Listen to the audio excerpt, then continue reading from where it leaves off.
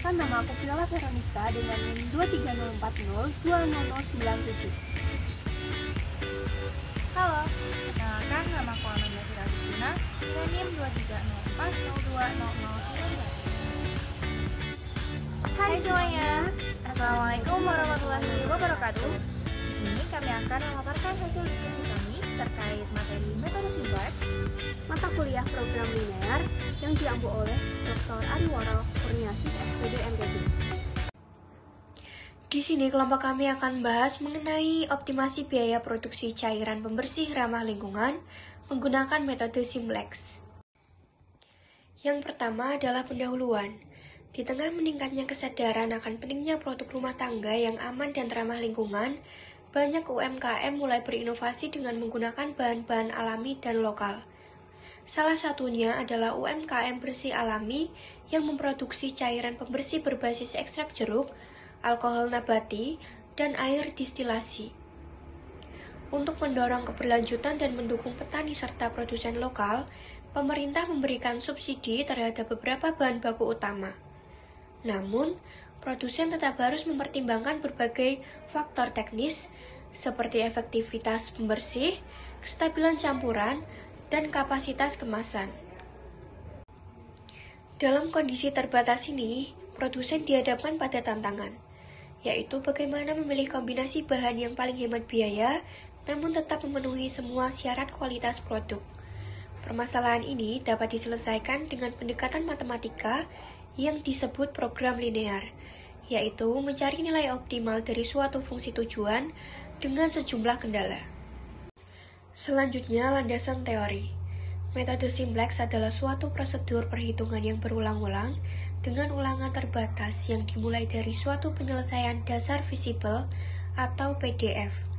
Apabila PDF bukan PO, maka metode simplex akan mencari PDF lain yang lebih baik sehingga diperoleh PDF yang optimal jika ada. Metode simplex menjadi teknik untuk menyelesaikan masalah program linear sejak tahun 1947. Secara garis geometris, metode simplex melangkah dari titik-titik ekstrim daerah penyelesaian visible dan secara cepat meningkatkan nilai fungsi tujuan sampai menemukan PO atau menegaskan bahwa tidak ada PO. Titik ekstrim daerah penyelesaian visible berpadanan dengan PDF. Oleh karena itu, langkah pertama metode simplex adalah mengupayakan adanya PDF. Selanjutnya, di sini merupakan tahapan metode simplex. Yang pertama yaitu membuat model matematika, yang kedua mengubah pertidaksamaan menjadi persamaan. Kemudian yang ketiga, membentuk model matematika yang baru. Yang keempat, membentuk matriks. Yang kelima, membentuk tabel simplex awal. Yang keenam, membentuk transformasi baris kunci. Kemudian yang ketujuh, membentuk transformasi baris lain. Dan yang kedelapan, membentuk tabel simplex yang baru. Di sini disajikan suatu permasalahan di mana UMKM bernama Bersih Alami tengah memproduksi cairan pembersih berbahan dasar alami yang aman bagi kulit, efektif membunuh kuman, dan ramah lingkungan. Dalam setiap proses produksi, cairan pembersih diracik dari 3 bahan utama, yakni ekstrak jeruk, alkohol nabati, dan air distilasi. Untuk mendukung penggunaan bahan lokal, pemerintah memberikan subsidi untuk 2 bahan.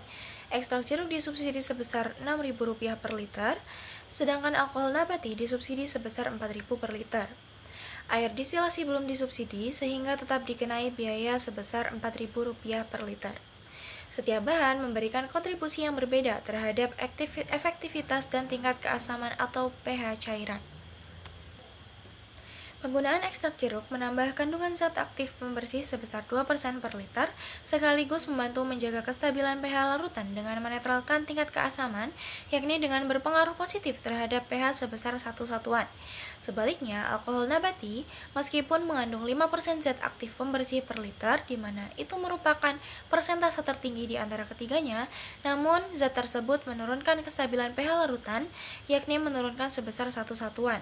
Sementara itu, air distilasi yang berfungsi sebagai pelarut justru mengurangi kadar zat aktif sebesar 1% per liter dan menurunkan pH secara signifikan, yakni menurunkan pH sebesar 2 satuan, karena sifatnya yang sangat mengencerkan larutan. Ketiga bahan ini akan dicampur dan dikemas ke dalam jerigen berkapasitas 26 liter dengan perbandingan jumlah masing-masing bahan 3:2:2. Demi menjaga kualitas, produk yang dibuat harus memenuhi persyaratan total kadar zat aktif dari seluruh campuran tidak boleh melebihi 18% dan penurunan pH akibat campuran bahan tidak boleh melebihi 14 satuan, di mana semakin negatif larutan maka semakin asam dan tidak stabil. Pemilik usaha ingin menentukan banyaknya bahan agar biaya produksi seminimal mungkin. Langsung saja kita masuk ke tahap yang pertama, yakni memodelkan ke dalam bentuk matematika. Pertama-tama kita misalkan dulu X1 sebagai banyaknya ekstrak jeruk, X2 sebagai banyaknya alkohol nabati, dan X3 sebagai banyaknya air distilasi.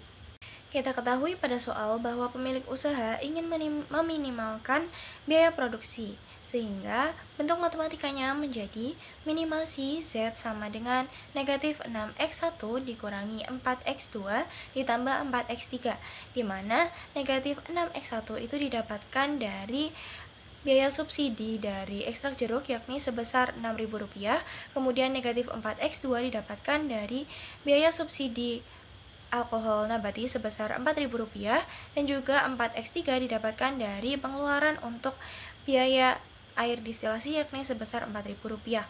Kemudian untuk fungsi kendala yang pertama yakni 2X1 ditambah 5X2 dikurangi X3 kurang dari atau sama dengan 18. Fungsi kendala yang kedua yakni X1 dikurangi X2 dikurangi 2X3 kurang dari atau sama dengan negatif 14. Fungsi kendala yang ketiga 3X1 ditambah 2X2 ditambah 2X3 sama dengan 26. X1, X2, dan X3 lebih dari atau sama dengan 0. Fungsi kendala yang pertama berkaitan dengan persyaratan total kadar zat aktif dari seluruh campuran bahan yang tidak boleh melebihi 18%. Kemudian untuk fungsi kendala yang kedua itu berkaitan dengan penurunan pH akibat campuran bahan yang tidak boleh melebihi 14 satuan. Sedangkan fungsi kendala yang ketiga itu berkaitan dengan perbandingan bahan yang digunakan dalam satu buah jerigen berkapasitas 26 liter yakni 3:2:2. Pada tahap ini juga kita akan mengubah fungsi tujuannya dari yang tadi dalam bentuk minimasi menjadi bentuk maksimasi. Sehingga di sini kita akan mengalihkan fungsi tujuannya dengan negatif 1 sehingga fungsi tujuannya akan menjadi maksimasi nilai Z sama dengan 6X1 ditambah 4X2 dikurangi 4X3.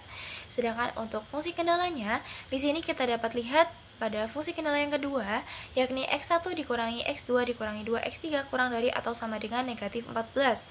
Padahal pada ruas kanan itu seharusnya semua bernilai positif. Sehingga di sini kita kalikan fungsi tersebut dengan negatif 1, sehingga fungsi kendala yang kedua menjadi negatif X1 ditambah X2 ditambah 2X3 lebih dari atau sama dengan 14. Nah, selanjutnya kita masuk ke tahap yang kedua, yakni mengubah pertidaksamaan menjadi persamaan. Di sini, persyaratan untuk mengubah suatu pertidaksamaan menjadi persamaan adalah dengan menambahkan sebuah variabel non-negatif yang dinamakan variabel slack atau yang biasa kita sebut atau simbolkan dengan S. Di sini fungsi kendala yang pertama menjadi 2X1 ditambah 5X2 dikurangi X3 ditambah S1 sama dengan 18. Untuk fungsi kendala yang kedua, karena berbentuk lebih dari atau sama dengan, maka di sini kita juga akan menambahkan sebuah variabel buatan yang kita simbolkan sebagai A. Di sini fungsi kendala yang kedua menjadi negatif X1 ditambah X2 ditambah 2X3 dikurangi S2 ditambah A2 sama dengan 14. Kemudian selanjutnya kita masuk ke fungsi kendala yang ketiga, karena seperti yang kita ketahui bahwa fungsi kendala yang ketiga sudah dalam bentuk persamaan, maka di sini kita hanya perlu menambahkan sebuah variabel buatan, sehingga fungsi kendalanya akan menjadi 3X1 ditambah 7X2 ditambah 4X3 ditambah A3 sama dengan 26. X1, X2, X3, S1, S2, A2, A3 lebih dari atau sama dengan 0. Selanjutnya kita masuk ke tahap yang ketiga, yaitu menyusun model matematika barunya. Sehingga di sini model matematikanya menjadi maksimasi Z sama dengan 6X1 ditambah 4X2 dikurangi 4X3 ditambah 0S1 ditambah 0S2 dikurangi MA2 dikurangi MA3. Di sini M itu merupakan suatu bilangan positif yang nilainya sangat besar. Kemudian untuk fungsi kendalanya masih sama seperti yang sebelumnya. Fungsi kendala yang pertama yakni 2x1 ditambah 5x2 dikurangi x3 ditambah s1 sama dengan 18. Fungsi kendala yang kedua negatif x1 ditambah x2 ditambah 2x3 dikurangi s2 tambah a2 sama dengan 14. Fungsi kendala yang ketiga 3x1 ditambah 7x2 ditambah 4x3 ditambah a3 sama dengan 26.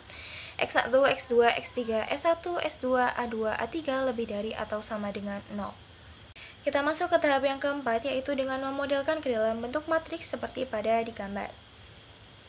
Selanjutnya kita masuk ke tahap yang kelima, yakni di sini kita akan menyusun semua informasi yang telah kita peroleh ke dalam tabel simplex awal.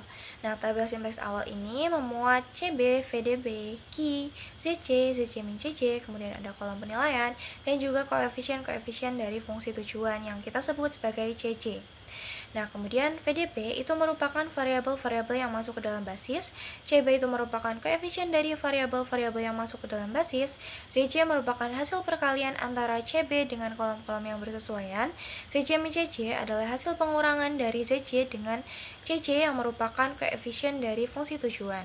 Kemudian untuk kolom penilaian sendiri itu merupakan hasil pembagian antara kolom Ki dengan kolom kunci. Nah, di sini kita akan memasukkan variabel-variabel buatan ke dalam basis, di mana di sini kita prioritaskan untuk variabel A-nya terlebih dahulu, baru variabel S. Nah, setelah kita menyusun semua informasi ke dalam tabel simplex seperti pada gambar, maka selanjutnya kita akan menentukan kolom kunci dari tabel simplex tersebut. Cara untuk menentukan kolom kuncinya, kita dapat lihat pada baris ZC min CC, nilai mana yang bernilai paling negatif. Dapat kita lihat bahwa yang paling negatif itu negatif 4M ditambah 4, sehingga kita pilih kolom yang memuat nilai tersebut sebagai kolom kunci. Selanjutnya, kita akan menentukan baris kunci dari tabel tersebut.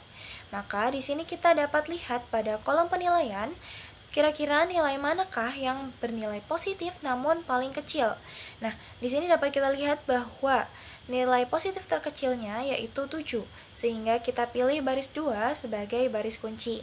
Nah, selanjutnya kita akan menentukan elemen kunci dari tabel simplex tersebut dengan cara melihat di mana letak perpotongan antara kolom kunci dan baris kunci.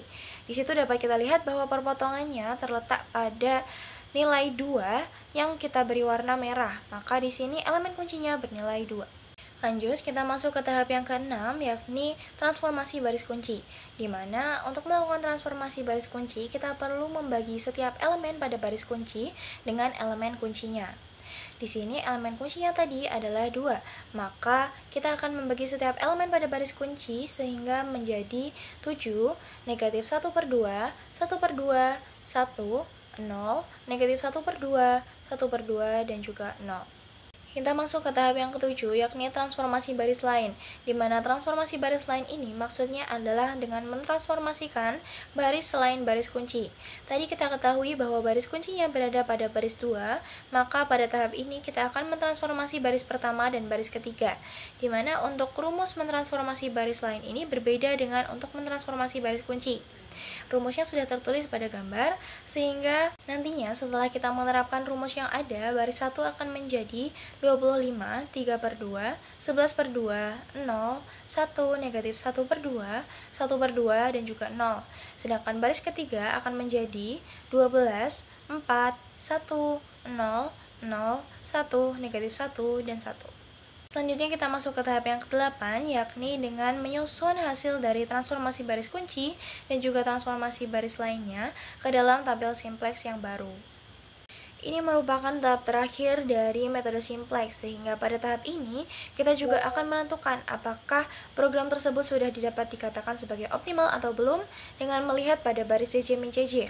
Apabila pada baris ZC min CC masih terdapat elemen yang bernilai negatif, maka di situ program belum dapat dikatakan sebagai optimal.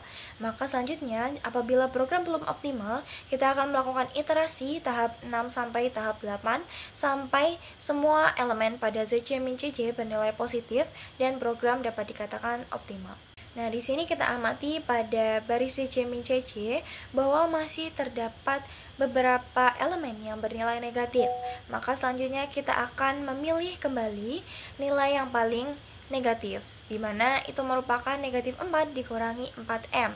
Di situ kolomnya akan kita pilih sebagai kolom kunci. Selanjutnya kita akan memilih baris kunci seperti cara yang sebelumnya. Di situ kita tentukan bahwa baris 3 menjadi baris kuncinya dan 4 menjadi elemen kuncinya. Nah, di sini selanjutnya kita akan melakukan iterasi dengan mengulangi tahap yang keenam, yakni transformasi baris kunci. Di mana dengan cara yang sama seperti sebelumnya, maka baris kuncinya akan menjadi 3, 1, 1/4, 0, 0, 1/4, negatif 1/4, dan 1/4. Selanjutnya, tahap yang ketujuh, yakni dengan mentransformasikan baris-baris selain baris kunci.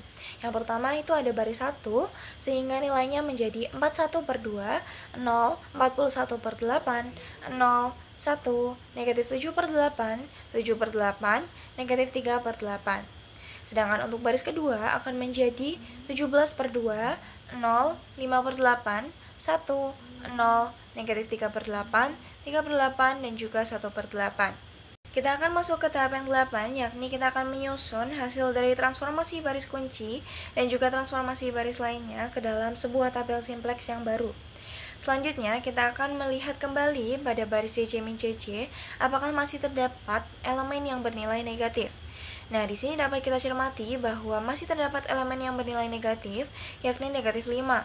Maka, sama seperti sebelumnya, kita pilih kolom yang memuat elemen negatif tersebut sebagai kolom kunci.